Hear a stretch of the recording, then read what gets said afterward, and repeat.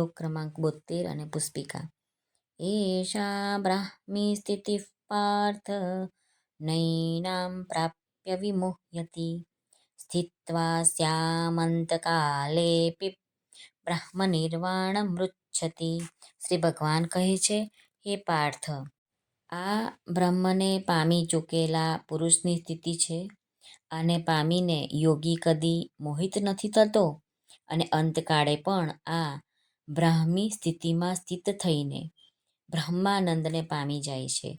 ઓમ તત્સદિતિ શ્રીમદ્ભગવદ્ગીતાસુ ઉપનિષત્સુ બ્રહ્મવિદ્યાયાં યોગશાસ્ત્રે શ્રીકૃષ્ણાર્જુન સંવાદે સાંખ્યયોગો નામ દ્વિતીયોऽધ્યાયઃ. ઓમ શ્રી કૃષ્ણાર્પણમસ્તુ. ઓમ હરે નમઃ હરે નમઃ હરે નમઃ.